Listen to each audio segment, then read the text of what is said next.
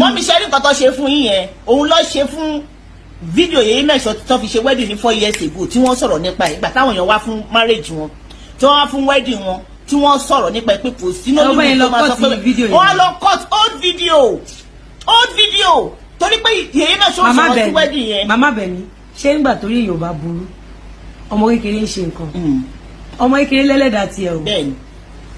màmá tán bá wá fọmọ mi màá wá fọmọ wọn. bẹ́ẹ̀ni. but mi ní jókòó nínú kọ́nà àánú lé mi lọ fọmọ lọ́mọ àbí lọ fún strangers. bẹ́ẹ̀ni. tó bá yẹ pé tán bá wá fún mi mò ń lọ fún wọn ni wọ́n fi ní mo burú kanra fún ilẹ̀ bẹ́ẹ̀. ọmọ yẹn kọ́mọ yẹn tó ṣe wedding rárá ọmọ yẹn màmá ọmọ tí bí mo ṣe lè sọ gbogbo àwọn ọmọ yẹn ni mo like. bẹ́ẹ̀ni. àwa náà lọ́wọ́ ọmọ títí wa tá a fi sọ̀kò káàkiri o. bẹ́ẹ̀ni. ìkọrin. àníyàn ìkọrin àníyàn èèyàn ó máa bá ọmọ lọ sẹ́niwẹ̀ tó bá lọ yẹn. bọ̀tọ́ bá ṣépè fún ọmọ ara wọn láìṣe ọmọ mi màmá máa dẹ́ ìpè yẹn padà. kò sí bí mo ṣe lè lọ́ọ̀bù ọmọ yẹn tó torí mi ò ní choice.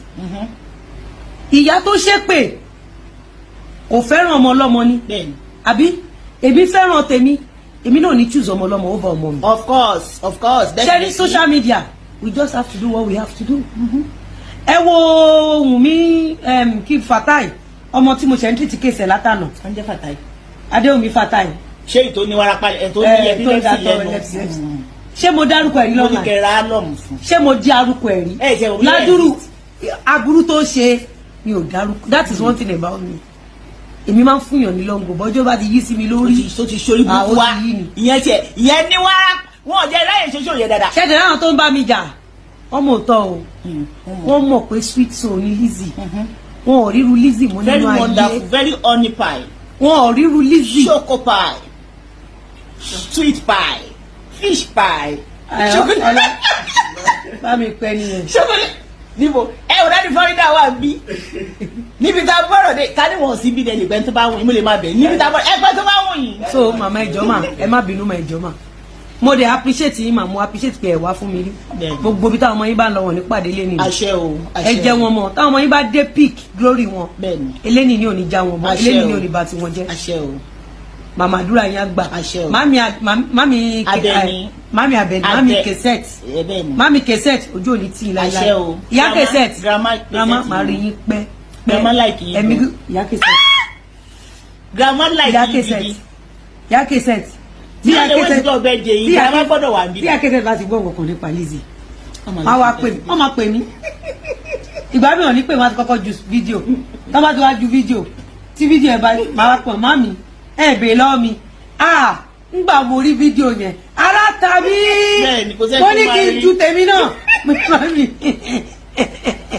kò sẹ́ni tó máa rí ibi tó ti. ìyá Adébímpé ti pè mí láàárọ̀ láì pé bẹ́ẹ̀ lọ ṣe show kan mí mọ̀ ìyá Adébímpé was so emotional láàárọ̀ yìí she said you were doing a show èmi kẹrẹ ni mo wà lórí ìrìn táìmì yẹn. wọ́n ní kí analyse genesis ọ̀rọ̀ yìí nù. she was just praying for me she was praying mo dé wà lórí ìrìn mo kọ́ pa mami ṣe wà ókè mà wọ́n láwọn Lizzy mo ní kí n ṣàdúrà fún ẹ wọ́n dẹ̀ bẹ̀ sí ṣàdúrà fún mi. show mi yẹn ọlọ́wọ́ emotional. wọ́n flag mi ni tí ò bá jẹ́ bẹ́ẹ̀ mo ṣẹ́rí show yẹn mo dúpẹ́ pé mo gain soul lórí TikTok torí àwọn èèyàn tó jẹ́ pé ọ̀rọ̀ tó gbọ́ wọ́n fi 8 yín so ìgbà tí mo wá revisit show yẹn tí mo dẹ̀ sọ fún wọn pé tí ẹni tí mò ń sọ ẹnugu tó wà wọn pé mò ń parọ́ mọ̀ kó sùn mí lọ court.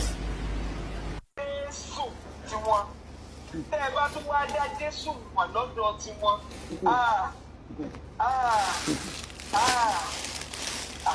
àwọn eléyìí wọn ń yàn pẹ́ lóòrò ni àwọn eléyìí ń gba ẹ̀jẹ̀ ènìyàn tí wọ́n gbà tán tó bá ń gbọ́ wípé àwọn ìdíwì tù tá a bá gbé ọ̀rọ̀ ẹ wá tá a bá gbé láàárọ̀ báyìí ẹlòmíì ò gbé lọ́sàn-án ẹlòmíì ò gbé lálẹ́ ó wà máa pè ní part 1 to 1 rà ó tún wá máa rẹ́yìn ni ọ̀dà bí sẹ́yìn náà ti ń jẹ́ ń bẹ̀rẹ̀ sí ẹ ti ń pawó tówó ti ń wọlé lórúkọ Jésù Kristi lábẹ́ mi àwọn tá a wá mọ Jésù àtàwọn tí wọ́n ń lo orúkọ Jésù tí wọ́n fi ń dá ọmọ ènìyàn dùbúlẹ̀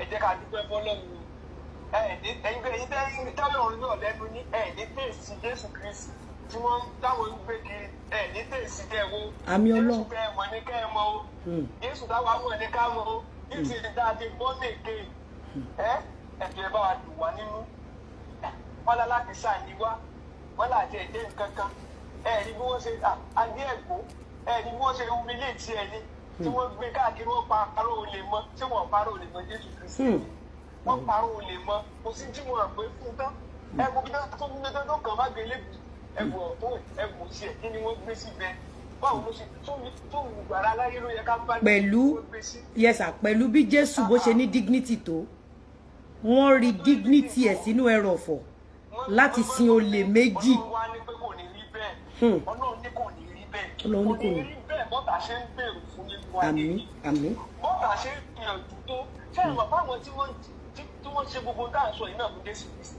àwọn amòfin ni wọ́n mọ gbogbo ọ̀nà wọ́n mọ àyédé àyédé gbogbo àwọn táyé tí wọ́n ṣe gbogbo kìnìún náà tí wọ́n bá kó ti báìbù fún yín àwa dúpẹ́ pé ní jẹ́ Kristẹni o kẹ́ẹ̀tẹ́ ẹ jẹ́ Kristẹni kẹ́ẹ̀ dá Jésù mọ̀ kẹ́ẹ̀ tó mọ àwọn táwọn dárúkọ yìí o táwọn táwọn dárúkọ ẹ̀ bá mú báìbù dání tí wọ́n bá wọ aṣọ funfun tó kanlẹ̀ ní. ẹ sà ìjọ tí wọ́n ọ̀dà àpò sí wọ́n mú báìbù wá ń jọ yẹn. bẹ́ẹ̀ ni báwo lé àwọn táwọn ẹ̀ sọ yìí náà nígbà tó gbé láwọ àlé nígbà ìtẹ̀lé yín dé mọ́tò. ẹ sà ó dá pé ìgbà tán lọ gbé bẹ̀rẹ̀ ground mọ́mì mi wá wọ́n gbé báìbù náà wá àbí wọ́n gbé báìbù wá ńgbà tó gbé bẹ̀rẹ̀ ground mọ́mì mi wá. wọ́n yẹn rìn láàbọ̀ lẹ́yìn balẹ̀ ẹ̀ lọ sáwọn lẹ́yìn ilẹ̀ ẹ̀ lọ jí ẹ̀sìn kan náà àwọn ó sì tún tẹ̀lé yín ó sì tún wọ́n gbé kámẹ́rà